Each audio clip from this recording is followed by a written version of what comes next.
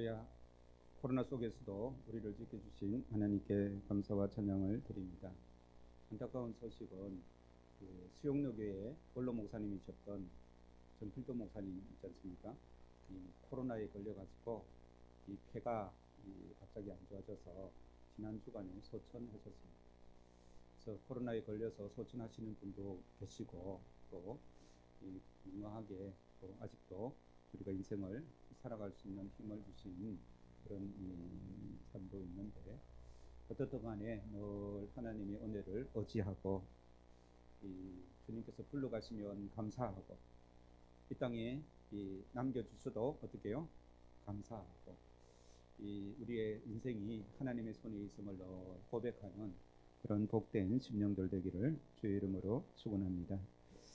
이 감옥에 갇혔던 세례 요한이 예수님께 대해서 어떤 마음을 품었다 했습니까? 네, 의심의 마음을 품었다 했죠. 그래서 제자들을 보내가지고 우리가 메시아를 기다리는데 그 메시아가 당신입니까? 아니면 우리가 다른 사람을 기다려야 됩니까? 라고 이렇게 질문을 하지 않습니까? 그죠? 그때 예수님께서는 세례 요한의 그 제자들에게 뭐라고 말씀했습니까? 이사야서의 말씀을 주셨죠. 그죠? 그 이사야의 말씀을 주시고 난 후에 그 제자들은 자기 세례 요한 자기 스승에게 이제 보고하러 떠나고 난 후에 예수님께서 하신 말씀이 바로 오늘 말씀입니다. 그래서 7절에 보시면 그들이 떠남에 예수께서 무리에게 요한에 대하여 말씀하시되, 그러니까 예수님의 제자들이 떠나고 난 후에 세례 요한에 대해서 예수님께서 말씀을 하셨다라는 것입니다. 우리는 일반적으로 사람들 그 당사자가 있을 때에 좋은 말을 하지 않습니까? 그죠? 그러나 그 사람이 없으면 쉽게 그 사람에 대해서 말을 할 때가 많습니다. 비판도 쉽게 하고 또 그 사람에 대해서 헐떡기도 하는 것이 보통 사람들이죠. 우리 범어종합교회 성도들은 그렇지 않은 줄로 믿습니다. 딱 2명이 아멘했는데 나머지는 다 사람 없을 때 어떻게 합니까? 오늘 본 말씀에 보면 예수님께서는 사람이 없을 때 어떻게 하십니까? 칭찬. 예수님의 칭찬은 어떤 내용들입니까? 10절에 보면 성경에 기록된 그 말씀을 이룬 사람이 바로 이 세례 요한이다 라고 말하고, 11절에는요 여자가 낳은 자 중에 최고, 이 사람만한 사람이 없다 라고 이렇게 말합니다. 얼마나 칭찬을 하고 있습니다. 그래서 우리는 예수님의 모습에서 우리는 칭찬을 잘 할 줄 아는 성도들 되기를 주의 이름으로 축원합니다. 꼭 욕을 해야 되겠으면 어떨 때 욕을 해야 됩니까? 그 사람이 없을 때 욕을 해야 됩니까? 있을 때 욕을 해야 됩니까? 네, 욕을 꼭 해야 되겠으면 지적하고 비판하고 싶으면 그 사람 앞에서 해요. 뒤에서 하지 않는 성도들 되기를 주의 이름으로 축원합니다. 그러면 뒤에서 욕하는 사람이 있으면 내가 그 이야기를 듣잖아요. 그죠? 들을 때는 어떻게 해야 되겠습니까? 나는 안 하는데 그 사람이 다른 사람을 막 욕을 하면 어떻게 해야 되겠습니까? 그냥 듣고 있어야 됩니까? 예, 하지 말라 하든지, 그죠? 하고 싶은 말이 있으면 어떻게 해요? 예, 있을 때 하라고. 아니면 다른 화제를 돌릴 수 있는 예수님께서 사람이 없을 때 칭찬하시는 그런 모습을 먼저 만나게 됩니다. 우리 11절 말씀 읽겠습니다. 시작. 내가 진실로 너희에게 말하노니 여자가 낳은 자 중에 세례 요한보다 큰 이가 일어남이 없도다. 세례 요한이 역사상 제일 큰 사람이다 라고 이렇게 말해요. 여자가 낳은 자 중 하면 모든 사람이잖아요. 그죠? 모든 사람 중에 누가 최고라고요? 예수님의 판단입니다. 예수님 오시기 전에 나폴레옹도 있었고요. 엄청 유명한 사람 엄청 많았었습니다. 나폴레옹이 아니네. 알렉산더 대왕. 이 나폴레옹은 한참 뒤 사람이고 알렉산더 대왕은 더 앞에 사람이거든요. 예수님보다 앞에 사람이거든요. 그런 위대한 사람들이 많이 있었지만 그보다 누가 더 위대하다고요? 세례 요한이 가장 위대하다라고 그렇게 예수님께서는 판단하십니다. 7절 말씀 읽겠습니다. 시작. 그들이 떠나매 예수께서 무리에게 요한에 대하여 말씀하시되 너희가 무엇을 보려고 광야에 나갔더냐? 바람에 흔들리는 갈대냐? 무슨 뜻인가 하면요, 세례 요한은 바람이 부는 대로 흔들리는 그런 지조 없는 갈대와 같은 사람이 아니다라는 겁니다. 세례 요한은 돈에 흔들리지 않고 환경에 흔들리지 않고 죽음이 올지라도 자기 믿음대로 살았던 사람입니다. 8절 읽겠습니다. 시작. 그러면 너희가 무엇을 보려고 나갔더냐? 부드러운 옷 입은 사람이냐? 부드러운 옷을 입은 사람들은 왕궁에 있느니라. 좋은 옷은 자신의 안일함과 평안함을 추구하는 사람들을 말합니다. 세례 요한을 보러 나갔던 사람들이 안일함을 추구하는 것은 아니죠. 세례 요한은 좋은 옷을 입었습니까? 아니면 이 약대털 옷을 입었습니까? 예, 그냥 가지고 이 가공하지 않는 그런 이 거친 옷을 입고 평생을 살았던 사람이 바로 세례 요한인 것이죠. 좋은 학교, 좋은 직업, 좋은 음식, 좋은 옷을 추구하는 사람이 아니었다라는 것입니다. 예수 믿는 사람들은 이 말씀은 무슨 뜻인가 하면 너희가 이 좋은 옷을 부드러운 옷을 입은 사람이냐, 무엇을 보려고 나갔더냐, 부드러운 옷을 입은 사람이냐, 이 말은요, 너희들이 무엇을 추구하느냐, 부드러운 옷 입는 것을 추구하느냐, 그 말씀입니다. 세례 요한은 그런 부드러운 옷을 입는 것을 추구하지 않는 삶이었다라는 것이죠. 예수님은 그런 사람을 더 위대하게, 더 크게 생각한다는 거죠. 세상 사람들 모두가 다 좋은 학교에 가고, 그죠? 좋은 대학 가서 또 좋은 직장 가지고 좋은 집, 좋은 차, 좋은 옷 입고 좋은 거 먹으려고 애를 쓰지 않습니까? 그죠? 그렇게 하는 사람이 성공하고 위대한 사람이라고 생각합니다. 그런데 예수님은 전혀 그런 사람이 큰 자다라고 말하지 않는 것이죠. 예수님의 이 평가를 우리는 늘 기억에 두어야 될 줄도 믿습니다. 그래서 우리 교회 교인들 가만히 보면 이 크고 유명한 사람이 전혀 없습니다. 세상에서 말하는 괜찮은 직업을 가진 사람도 없습니다. 물론 학교 선생님 한 분 계시긴 한데요.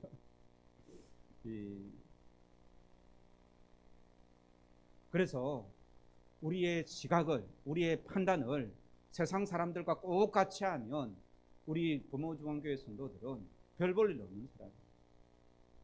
그러나 우리의 시각을, 우리의 판단력을 예수님과 같이 하면 세례 요한보다 훨씬 위대한 사람으로 나를 바라보시는 주님을 만날 수 있을 줄로 믿습니다. 그러니까 우리가 세상 사람들, 세상의 시각으로 나를 바라볼 것이 아니라 예수님의 시각으로, 예수님의 판단으로 나를 바라볼 수 있는 그런 훈련들, 이게 신앙의 눈이라고 말합니다.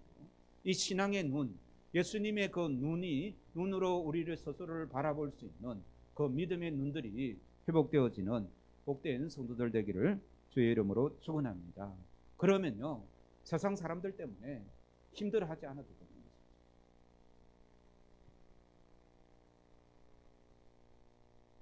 10절 말씀 읽겠습니다. 10절입니다. 시작.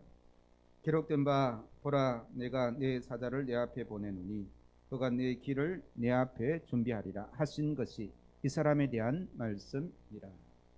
그러니까 이 9절에는 선지자보다 더 낫다라고 말하지 않습니까? 그죠? 선지자보다 더 나은 것이 바로 예수님의 길을 예비한 것이죠.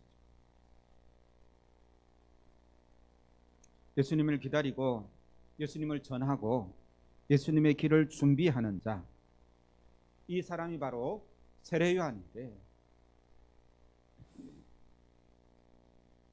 그것이 이제 10절 말씀이고 11절 읽겠습니다. 시작. 내가 진실로 너희에게 말하노니 여자가 낳은 자 중에 세례 요한보다 큰 이가 일어남이 없도다. 그러나 천국에서는 극히 작은 자라도 그 그보다 크니라. 우리는 이 기억해야 되는데요. 먼저 기억해야 될 것은 예수님을 기다리고 예수님을 전하고 예수님을 높이는 것, 세례요한이 한 일입니다. 그죠? 이것이 인간이 할 수 있는 최대의 위대함이다 라고 예수님께서 말씀하셨습니다. 우리는 어떤 사람을 위대하다 말합니까? 크게 성공해서 세상에 많은 일들을 하는 사람을 위대하다라고 말하지 않습니까?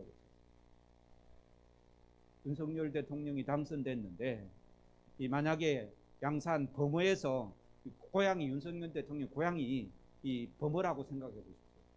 그러면 지금 이 범어 분위기가 굉장히 그저 플래카드도 뽑고 난리 났지 않겠습니까? 나라의 대통령이 난 그 동네이기 때문에 그렇습니다. 그런 사람들을 위대하다고 말합니다. 출세했다고 말합니다. 큰 자라고 말합니다.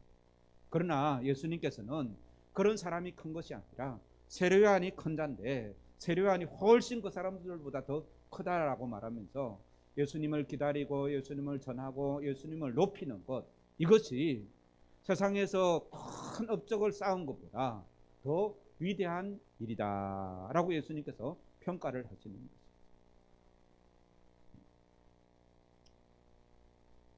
그리고 난 후에요, 이 세례요한을 최고, 사람들 중에 최고라고 이렇게 추켜준 후에 하신 말씀을 우리가 더 붙들어야 됩니다.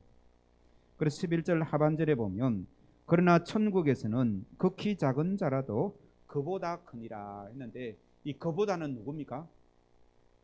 세례요한보다 더 크다라는 거예요. 그래서 다시 앞에 보시기 바랍니다. 그 대신에 세례요한이라고 읽겠습니다. 같이 읽겠습니다. 시작. 그러나 천국에서는 극히 작은 자라도 세례요한보다 크다. 그래서 오늘 말씀을 정리하면 이렇습니다. 세례요한이 여자가 낳은 자 중에서 최고로 큰데 누구의 말씀입니까?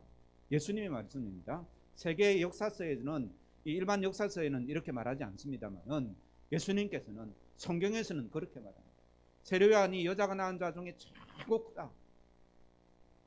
그런데 천국에서는 극히 작은 자라도 세례요한보다 크다라는 말씀.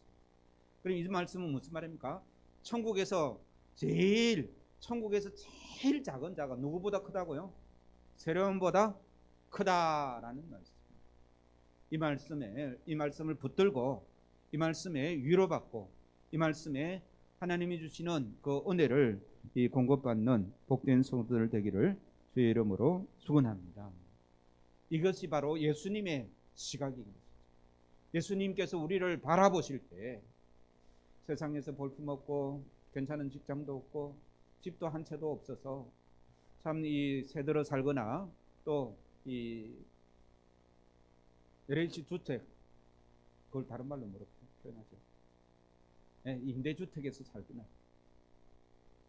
그래서 너희 삶이 형편이 없다라고 말씀하시지 않고요, 하나님의 백성된 우리 믿음의 사람들은 세례요한보다 훨씬 더 크다라고 이렇게 말씀하신다는 것입니다. 그래서 우리가 세상의 위대함으로, 세상의 위대함, 세상 사람들이 위대하다라는 그 판단을 가지고 우리를 바라보지 않는 그런 이 믿음의 사람들이 되어야 될 줄로 믿습니다. 세상의 위대함이 천국의 위대함으로 착각해서는 안 된다라는 거. 아까 인생 모상가 우리 찬송 불렀잖아요, 그죠? 100년의 그 삶이 아무리 위대하다 해도 죽으면 다 험으로 끝이 나는 것이죠. 다 사라지게 되는 것이죠.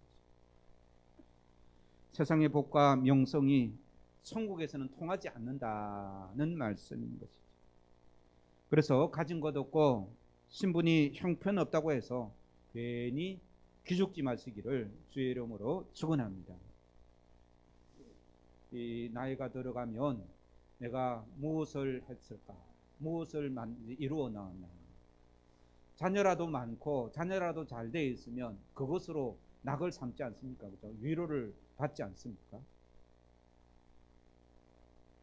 그런데 이 자녀도 없고 있어도 별로 부모의 삶을 돌보지도 않고 마치 혼자가 되어서 인생에 아무것도 하지 않는 것처럼 그렇게 느껴질 때도 있습니다. 이런 생각은 세상적인 기준일까요? 아니면 예수님의 기준일까요? 예수님의 기준. 세상의 기준. 예수님의 기준은 세상에서 우리가 이루어놓은 것 아무것도 없어도 매주일 주님 전에 나와 예배하고 하나님을 찬송하고 하나님을 전하고 예수 그리스도의 복음을 기뻐하고 천국을 소망하는 성도들에게 세상에 그 위대한 사람보다 더 크다라고 주님께서 말씀하시는 것입니다. 이 말씀에 위로받기를 주의 이름으로 축원합니다. 세상 사람 날 부러워 아니하여도 나도 세상 역시 부럽지 않네. 하나님의 크신 은혜 생각할 때에 할렐루야 찬송이 저절로 나네. 이런 찬송 부르시면서 우리 주님께서는 세례요한보다 내가 더 크다고 하셨습니다. 내가 천국 백성 되었으니 하나님 백성 되었으니 하나님께서 나를 세례요한보다 더 귀하다라고 여기십니다. 그러면 세상에서 잘난 사람보다는 얼마나 더 귀할까요? 훨씬 귀합니다. 쉽게 생각해 보십시오. 쉽게 생각해 보시면 내 아들하고 내 아들이 한 명 있어요. 그죠? 대학도 제대로 못 가고 취업도 제대로 못 하고 이 세상에서 볼 때 형편없는 내 아들이 있어요. 근데 그 아들이 귀할까요? 내 아들 친구가 출세해 가지고 높은 직장, 좋은 직장도 가지고 돈도 많이 번 그 아들이 귀할까요? 내 아들이 귀할까요? 내 아들이 훨씬 귀합니다. 하나님의 판단, 예수님의 기준이 바로 그런 기준이에요. 그런데 그것은 예수님께서는요, 이 세례 요한이 귀한 이유가 무엇일까요? 주의 길을 예비했기 때문에 귀하다고 했지 않습니까? 그래서 하나님의 백성 되어서 하나님께 예배하고 주님을 기다리고 천국을 소망하고 예수님의 복음을 증거하고 예수님 말씀대로 살려고 애를 쓰다가 핍박받거나 욕을 먹거나 야단을 맞거나 손해보거나 그러한 백성들을 주님께서 훨씬 더 귀하게 여기신다는 말씀. 그래서 우리는 인생의 참된 가치가 어디 있을까 생각해야 돼요. 예수님께서는 인생의 참된 가치를 어디에 둡니까? 세상에 성공한 것으로 둡니까? 이 부자인 것으로 둡니까? 전혀 그렇지 않습니다. 같이 읽겠습니다. 시작. 인간의 참된 가치는 천국 백성이 되는 데 있다. 이사야서 43절에 보면 인간의 목적이 무엇입니까? 사람을 하나님께서 왜 만드셨습니까? 하나님을 찬양하라고 만드십니다. 그래서 우리가 하나님을 기쁘게 찬양하는 자로 서 있다면 우리의 환경이 좋고 나쁘고를 떠나서 하나님을 찬양하는 자리에 서 있기만 한다면 우리는 성공한 인생이다는 것입니다. 우리 옆에 분에게 권사님, 집사님, 당신은 성공한 인생을 사셨습니다 라고 축복해 주십니다.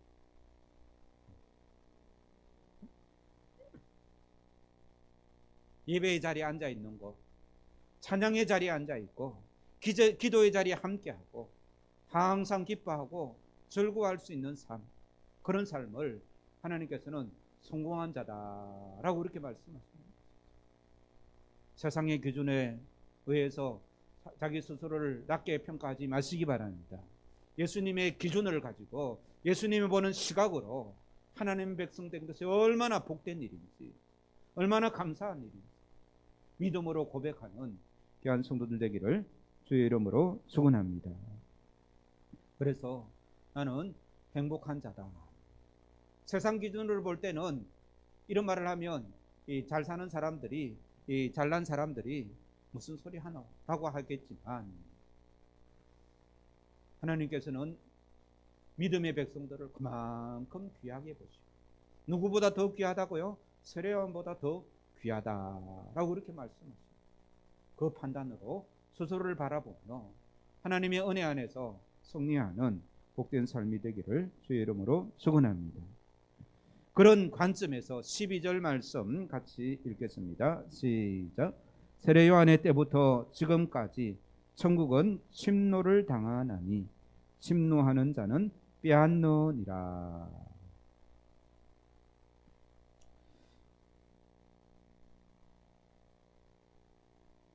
천국은 침노를 당하나니 침노하는 자는 빼앗느니라. 여기서 침노라는 뜻은 무슨 뜻일까요? 침략. 러시아가 그저 지금 우크라이나를 침략해서 전쟁을 하고 있잖아요. 천국은 침노를 당하나니 침노하는 자는 빼앗느니라.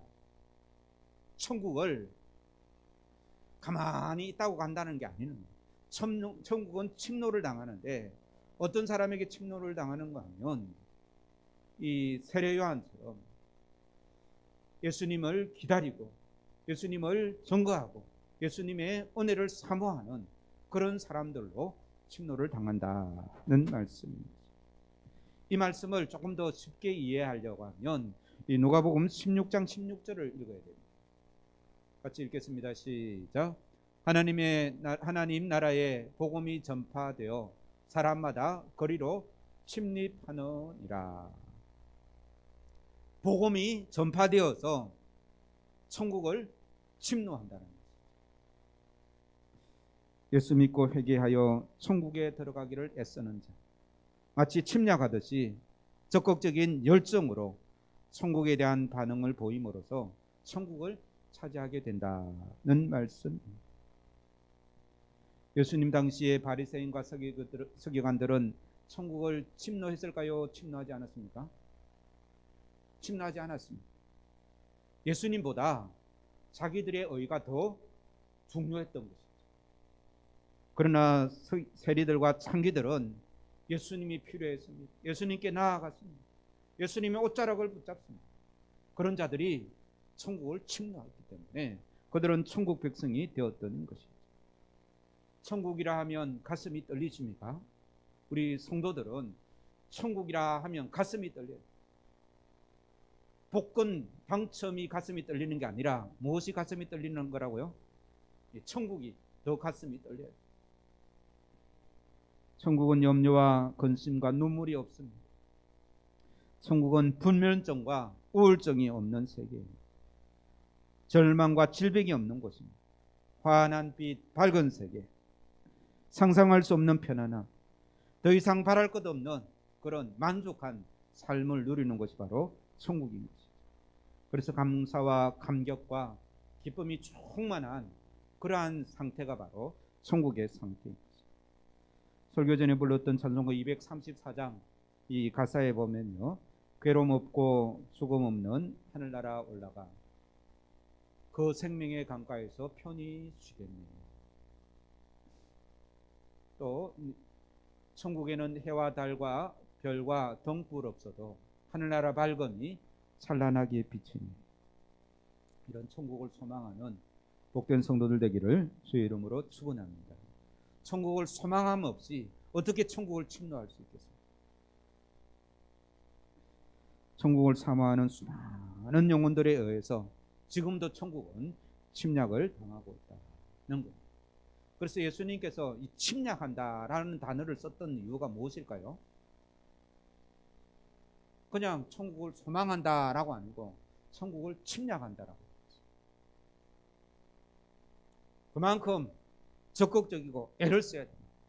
이 다른 나라를 침략하려고 하면 어떤 각오가 있어야 됩니까? 죽을 각오가 있어야 됩니다. 내가 총을 들고 가지만 그 나라에도 총이 있거든요. 그러니까 이 총을 들고 이 죽음을 불사하고 나아가는 그런 열정적인 자세를 말하는 것입니다. 오늘 말씀을 우리는 몇 가지로 정리할 수 있습니다. 첫 번째는 세례 요한처럼 이 천국에 대해서, 천국을 위해서 죄와 악한 세력과 투쟁해야 돼요. 세례 요한은요, 예수님이 오시는 길을 준비하는데 그 중에 하나가 뭔가 하면 그 당시에 있는 죄와 악에 대해서 가만히 있지 않았습니다. 자기가 저지르는 죄와 악이 있지만 또 그 사회가 저지르는 죄와 악이 있지 않습니까? 그렇죠? 그 사회가 저지르는 죄와 악에 대해서 가만히 보고 있지 않았어요. 특히 헤롯이란 이 왕은요, 이 자기 아내를 친정으로 쫓아보내버리고 자기 동생의 아내를 자기 아내로 삼아가지고 살았었습니다. 그런데 대제사장과 서기관과 그 당시 유명한 사람은 아무 말 못했었어요. 유일하게 이 세례요한이 헤롯 당신 그렇게 살면 안 됩니다 라고 사람들 앞에서 크게 이야기를 한 거예요. 그러니까 헤롯 왕이 듣고 가만히 있겠습니까? 힘은 누구에게 있어요? 이 세상의 힘은 자기한테 있거든요. 그래서 부하들을 불러서 이 세례요한을 감옥에 잡아 가두었었어요. 그리고 헤로디아, 자기 동생의 아내가 헤로디아거든요. 그 헤로디아가 잔치를 할 때 그 헤로디아의 딸에게 약속을 하지 않습니까? 무엇을 줄까 하니까 그 소녀가 하는 말이 세례요한의 목을 내어놓으라고 합니다. 그래서 세례요한은 참 한 여인의 그런 이 질투에 의해서 그의 목이 잘리는 그런 순교의 삶을 살았던 사람입니다. 세상의 불의에 대해서 정의가 실현되지 못하는 것을 그냥 넘어가지 않았다는 것입니다. 그리스도인은 사회의 불의와 부정과 죄와 악한 세력에 대해서 부단히 투쟁하고 싸워야 돼요. 데모를 하라는 말이 아니고요. 그 세상의 악들을 보고 가만히 있지 말아야 된다는 말씀입니다. 무슨 말인가 하면 아무리 예수를 잘 믿어도 자신이 일하는 회사가 정의롭지 못하면 계속적으로 양심이 괴롭다라는 말씀.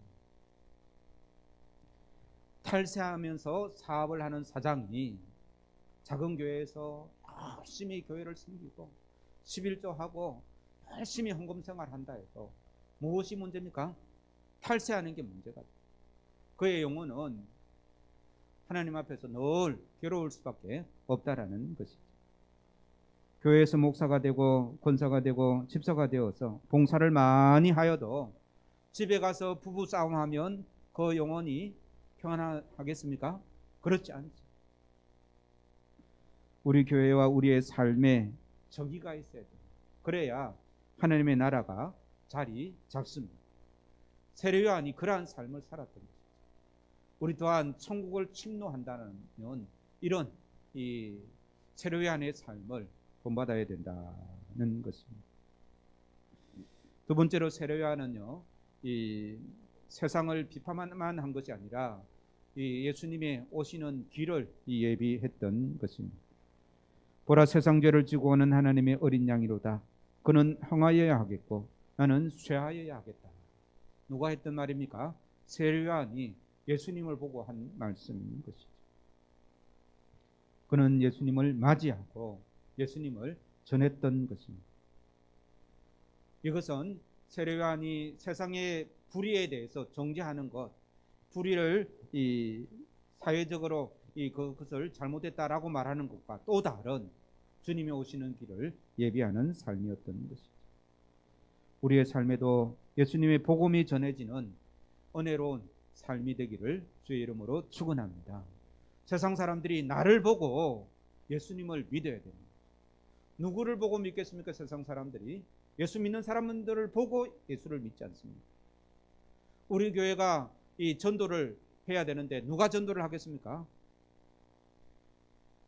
저기 삼양교회 성도들이 우리 교회를 위해서 전도하겠습니까? 아니면 양산중앙교회 성도들이 우리 교회를 위해서 전도하겠습니까? 우리 오늘 예배 참석한 우리를 통해서 복음이 전거되어 준다. 나를 보고 교회를 칭찬하게 되고, 나를 보고 예수님을 예수 믿는 사람이 저리 복되구나. 그래서 교회를 예수님을 찾아 나오는 이것이 주의 길을 예비하는 삶인 줄로 믿습니다. 마지막으로 이제 한마디로 말하면 그러한 삶이 천국을 침노하는 삶이다라는 것입니다. 세상 사람들은 자기 소견에 좋은 대로 살아갑니다. 서로 비난하기 바쁩니다. 서로 최고가 되기 위해 남을 짓밟는 그러한 삶을 삽니다. 그러한 사람은 천국을 침노하는 것일까요? 아니면 지옥을 침노하는 걸까요? 지옥을 침노. 교회 다니면서 지옥을 침노하는 사람이 있습니다. 정신 차려야 됩니다. 천국을 침노한다라는 것은 무슨 말일까요? 일단은 내 생각대로 사는 것이 아니라, 내가 옳은 대로, 내 생각에 옳은 대로 사는 것이 아니라 누구의 말씀대로? 하나님의 말씀대로 그 말씀이 옳다라고 순종하는 삶이 천국을 침노하는 삶인 것입니다. 천국을 침노하는 사람들은 서로 사랑합니다. 서로 용서합니다. 아직도 용서가 안 되면, 아직도 미워하는 사람이 있다고 하면, 내가 천국을 침노하기보다 어디를 침노한다고요? 네, 지옥을 침노하는 거예요. 미워하는 사람이 있다면 기도하시기 바랍니다. 그 미움을 사라지게 하도록 용서할 수 있는 마음을 달라고 기도하시기 바랍니다. 그래야 천국을 침노할 수 있습니다. 천국을 침노하는 사람들은 항상 기뻐하고 범사에 감사하는 사람입니다. 쉬지 않고 기도하는 사람입니다. 나의 삶이 늘 불평이 많고 근심과 걱정이 많은 사람들은 기도하시기 바랍니다. 하나님, 내 삶 속에 나의 삶의 기준을 세상 사람들이 보는 그런 기준으로 보게 되면 불평과 근심과 걱정이 많을 수밖에 없는 거예요. 그러나 오늘 예수님께서 하신 말씀대로 이 천국에서 가장 작은 자라도 새로운 부여보다 더 위대한 사람이요, 더 크다고 말씀하셨으니 그런 관점으로 나를 바라보면 나의 삶이 어떻습니까? 행복하다라고 고백할 수밖에 없죠. 그러면 항상 기뻐할 수 있죠. 그렇죠? 범사에 감사할 수 있습니다. 우리를 바라보는 그 기준이 달라져야만이 항상 기뻐하고 범사에 감사하고 지지 않고 기도할 수 있는 것입니다. 세상 사람들 삶 속에는 예수님이 다시 오신다라는 그런 생각은 전혀 없습니다. 그러나 믿음의 사람들은 늘 염두에 두어야 될 것이 우리 주님 다시 오신다는 그런 마라나타 신앙인 줄로 믿습니다. 우리 범어종합교회 성도들, 예수님 다시 오신다. 작년의 봄이 올해도 그대로 오지만 언젠가는 예수님께서 다시 오셔서 이 세상의 역사는 끝나고 새 하늘과 새 땅이 시작될 것이다 라는 믿음을 가지고 살아가는 성도들, 그러한 성도들은 새로 요한보다 더 크다라는 말씀입니다. 이러한 천국에 대한 소망을 확실히 하는 복된 은혜가 있기를 주의 이름으로 축원합니다. 탈북자들 이야기를 텔레비전을 통해서 많이 보지 않습니까? 그죠? 탈북을 쉽게 했다는 사람이 있습니까? 없습니까? 없습니다. 북한 땅에서 남한까지 불과 몇십 킬로밖에 안 되는데요. 길어야 몇백 킬로입니다. 물론 돌아서 오면 몇천 킬로도 되겠지만 자유가 없는 그 땅에서 자유를 찾아서 오는 이 거리도 목숨을 내걸어야 올 수 있습니다.